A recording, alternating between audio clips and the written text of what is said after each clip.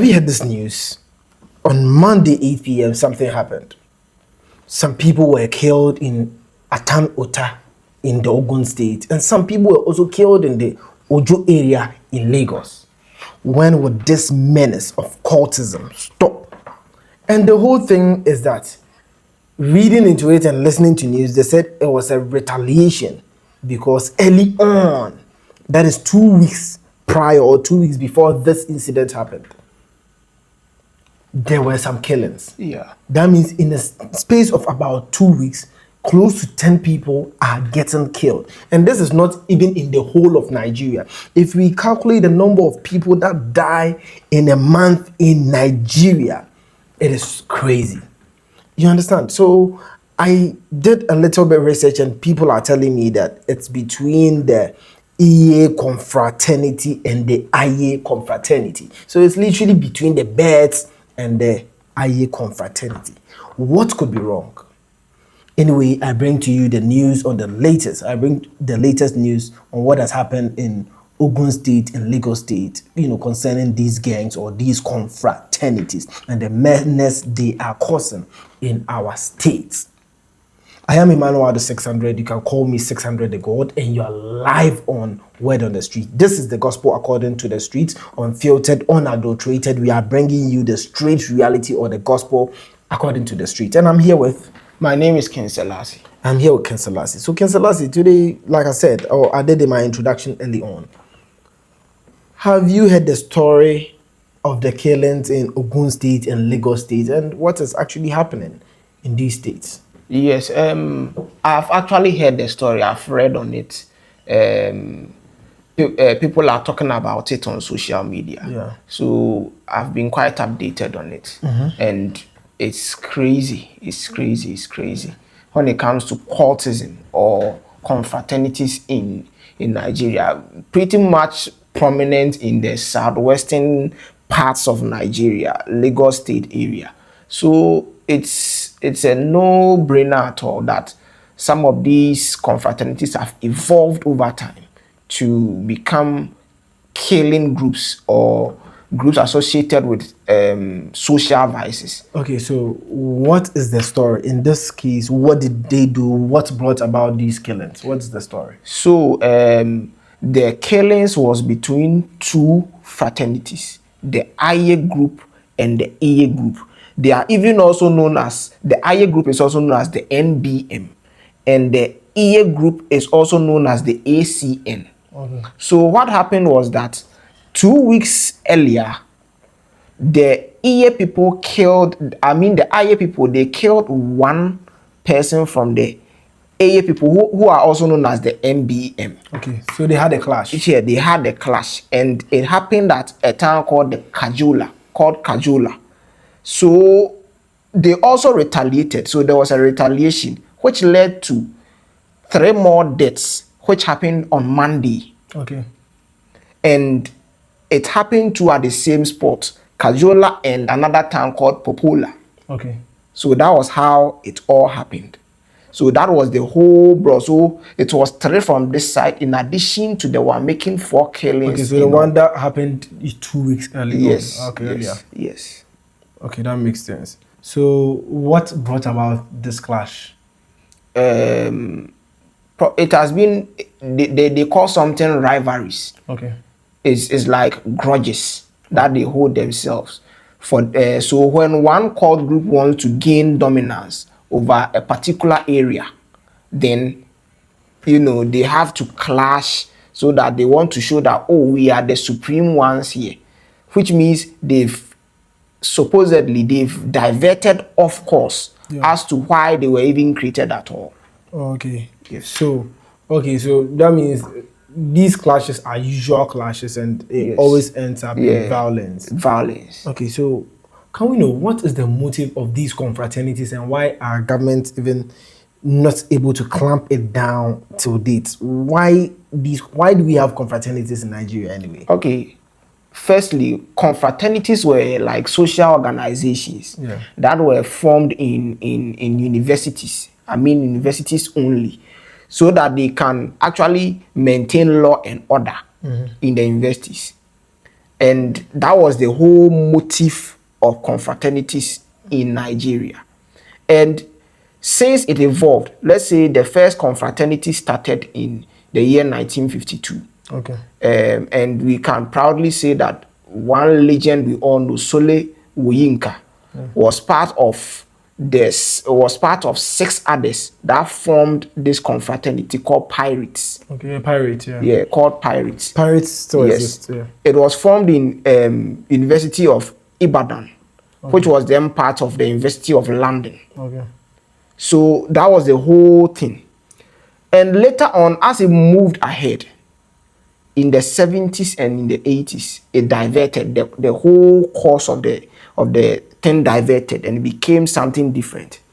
Now, some of them actually linked it to politicizations. Politics started creeping into it. Then it now moved from the universities and became popular on the streets. Okay. So, which means that the whole scope of the confraternities have changed. Okay. And currently, as we speak, there are about 11 major cult groups In Nigeria. 11. There are other several ones that are not as prominent as these 11. And you can find the Eiye, the Eyye, Vikings, etc., etc. So these are the ones causing these violent clashes. So they send people to scout people out and, you know, scout places and everything so that they can map out strategies to wipe them out. Yeah. And, you know, to get into these fraternities, you need to go through certain rigorous process to prove allegiance and loyalty. Okay. Yes. So some of them are even as rigorous as making you rape women. Wow. Yeah. But why would you have to, you see, looking at their motives or why they were set up, they were literally set up to, you said, protect, you know, fight back against oppression and whatnot. But in order to usher you in, if you are a freedom fighting group, why would you have to rape somebody before you are admitted or endorsed or ratified in such organization? Why is it so? Well, then it means that the scope has transcended into something else. Now it now becomes a wider form of, you know, spiritism attached. But looking at this whole thing, even this is the least of them all. Some even pay dues of about $80, which is a lot of money in Nigerian naira. And some of them too, you are made to, especially when you're a woman, sometimes you have to undergo a rigorous process of engaging in 6 rounds of sex with male counterparts. Okay. In the fraternity you want to join as a freedom fighter. That is absolutely crazy. So because I'm thinking, this is my thought though. Why is it rampant? What is it about these confraternities? Because you know that basically if you join, you can die. Yeah. So what is it about these confraternities that is appealing to youths and citizens to join? I'm thinking, okay, it's appealing because there are no jobs in Nigeria. The insecurity is high in Nigeria because if there are jobs, if people are not desperate, if there are so many opportunities, why would I want to join a cult group and lose my life at the end of the day? Because there are so many people that wake up in the morning and know that now that I'm about to step up, one guy just go jam me, see me and say, bros, they jam me, make a die. You know, just make a buy like that. But they are still interested. And it looks like there are politicians behind the scenes that are weaponizing these groups against each other because they are serving their purpose. Yeah. So there are politicians who are funding and financing these groups because they need them to either win elections, cause some violence, you know, and gain more power and whatnot. That is why they are not working it out. So these groups, at the end of the day, have become puppets of the rich people, and the rich people and young people are dying to serve the interest of these old guys. Because why? There are no opportunities. And if you get to Nigeria, that is why some people they won't put or, you know, get Nigerians opportunities in Nigeria. You understand? So it's like a whole crazy thing because I'm like, if the government of Nigeria, you see, we are not done dealing with Boko Haram. We are not done dealing with all these headsmen. We are not done dealing with all these kidnappers in Nigeria. Now we can't they add confraternity to the whole equation. You understand? And because it's gotten out of school, they have recruited so many thugs on the street level, and they are causing the senseless violence. So, because some of these confraternities are registered with government, so why can't they clamp it down at the end of the day? That is what sometimes I want people to be able to answer that. Why can't they clamp these confraternities down if they have been registered? You know, in the 90s, there was so much killing, and some of the numbers will blow your mind. I watched a documentary with the BBC when they did something on the Black Axe and how they are terrorizing people in Nigeria. And there were even lecturers and professors that were part of the confraternities. And I recall that there was one lecturer whose walking stick was also a knife. It was a sword. So in case he walks into violence, he defends himself. So he is ready to kill at that moment in one of the most prominent universities in Nigeria. And in the 90s, the killings were so much that in 99, the then Minister of Education announced that there should be a total shutdown of all courts, which led to many of the court groups or the initiated ones leaving the courts, and it brought a whole sense of calm to the situation, reducing all of these violence by a considerable number or percentage. So it has been since that time that it was announced. It hasn't been announced again. It hasn't been announced. So it keeps on growing. But you know, there is a fraternity in Nigeria. I don't know if it could be Vikings. If you're a street thug, you can't join Vikings because of their dress code. Street thugs will not feel comfortable in that. Wearing suits and, you know, a fedora hat, you will not feel comfortable. So they have not, some of them, let's say that one, I know of that one in particular, they do not recruit street thugs. So who are behind?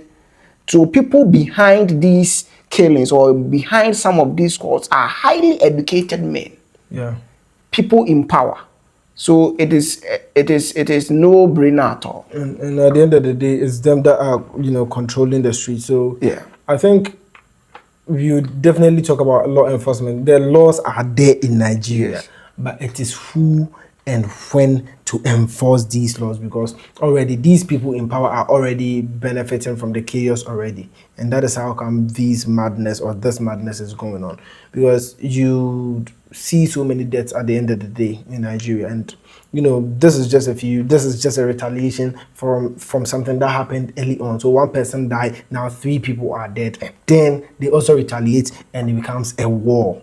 And so many people and the ordinary civilians are not safe in our country. So I think this is something the government should be able to look at.